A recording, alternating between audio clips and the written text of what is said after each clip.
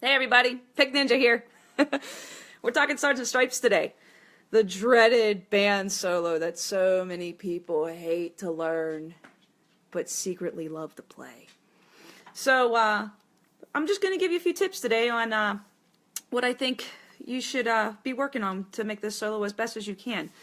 So, in order to practice this solo, you're going to need three things. You're going to need a tuner, which is on my phone, which of course I'm using to record this. You're going to need a metronome, and you're going to need coffee. You thought I was going to say piccolo. Wrong, because the piccolo is already in your hands.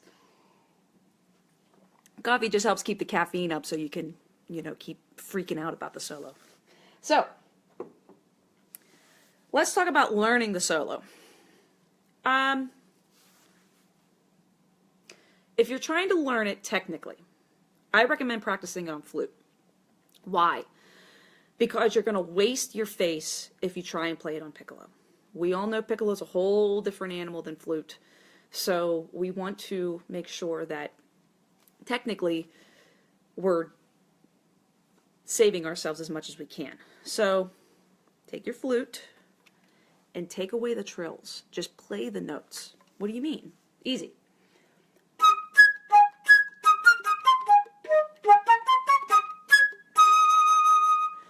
That way, that helps you learn the patterns, and it also helps you to get the actual melody of the piccolo solo, which is actually a counter melody to the ba ba ba da ba ba da ba. So it helps you learn the counter melody that is actually happening underneath the trills.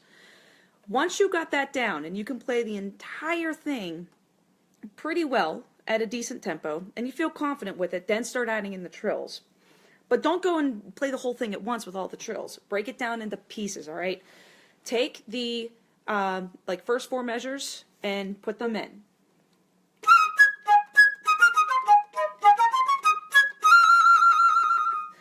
That way, you're taking it in chunks and you're slowly learning it. And then you can piece it all together. When it comes to the trills, for the little ones, don't focus on how fast you can make the trills. Focus on how many wiggles you can get in for the trills. Now think about whenever you're playing it, you're going to be at march tempo, which is minimum 120. What's 120? Sing the melody to yourself, or sing the Washington Post. Da da da da da da da da da. That's march tempo, right there. So you need to be able to play it minimum at 120. So when you're playing trills that fast, trying to rip out these trills is not going to make it as, fabulous as you think. The trills there are more for sparkle. You can focus on metering the trills whenever you get to the long notes, but in the meantime, focus on how many wiggles. What does that mean? Well, a one wiggle is two wiggles. So you want to figure out how fast can your fingers move. I recommend no more than two wiggles per quarter note trill. Think about that for a second. Look at the excerpt and think about it. So, you want to focus on practicing them that way. So when you're playing it slowly and you're adding the trills back in, how many wiggles was that? I'll play it again. For me, I prefer to play one wiggle whenever I'm doing the quarter note trills. It gives it the effect that it needs, and you're essentially doing a trill. So, and then whenever I get to the long E flat, I'm just trilling until I hit the breath. So, there's that. Now, whenever you take it over to piccolo,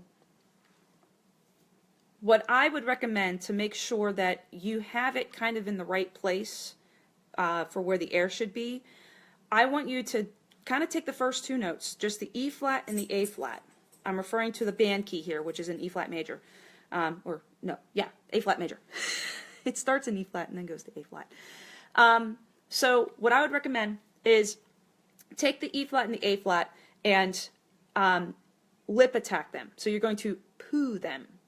Poo, poo, poo.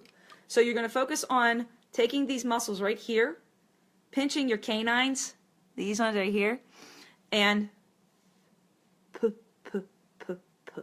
That's what you want to do. That helps keep everything forward. And you just got to be able to go.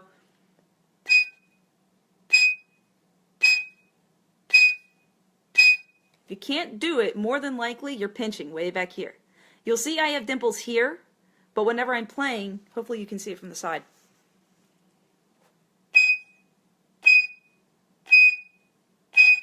It should look like it's coming forward. It should be angling forward.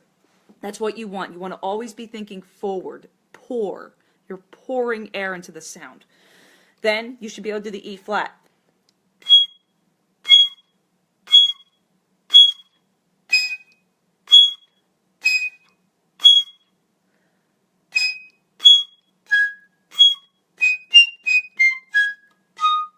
You can try and play poo, that way you're making sure that the air is going exactly where it needs to go.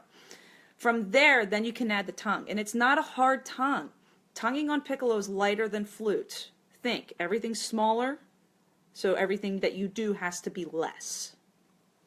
That doesn't mean more tension. That doesn't mean more pinching. It means that everything has to come forward more, and everything you do just has to be that much of a fraction less. So you don't need to tongue as hard. So, you add it together.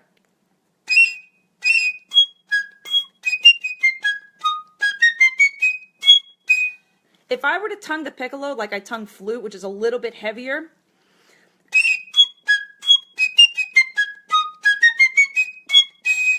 do you hear the difference? It sounds a lot heavier. It sounds more like I'm accenting the notes. That's the difference between flute and piccolo. Tiny little instrument, big instrument, wood, metal, two completely different things. So, make sure that you're learning the technique on the flute first. Take the trills out when you're learning the technique and just learn the notes. It helps you to learn the actual counter melody that you're playing. Once you have the technique down, then add in the trills. Focus on metering your quarter note trills to 1 or 2 wiggles. That's it. That's all you need. So whenever you get to the end where you're stringing trills together, in my band, we trill everything. On the excerpt, it's every other.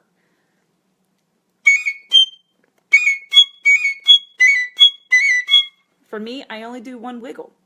But if you got really fast fingers, maybe you can get away with 2.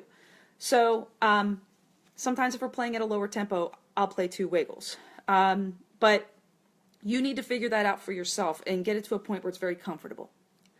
So you're metering your trills, and then you're taking it to the piccolo. And in the piccolo, you're working on poo attacks to help you learn where the placement of the air should go, and then transferring over to the tongue, making sure that the tongue is light. I like to say tip of the tongue at the top of the teeth. That's what I teach my students. And if you say it that way, that helps you learn exactly where the tongue placement should go on the piccolo. Remember to pinch the canines, and then you're piecing together the excerpts. So, always be playing it with a tuner. Always be playing it with a metronome. When you're learning it, do not be practicing it at 120. Do not take it to 120 until you feel very confident in the excerpt. Do not take it to 120 unless you're piecing it together at tempo. Until then, keep it lower because you're just going to be reinforcing bad habits. Don't do it. So, if you have any questions, please comment, please like, please share with everybody. Hope you have a wonderful day. I'm Pick Ninja. I'm out.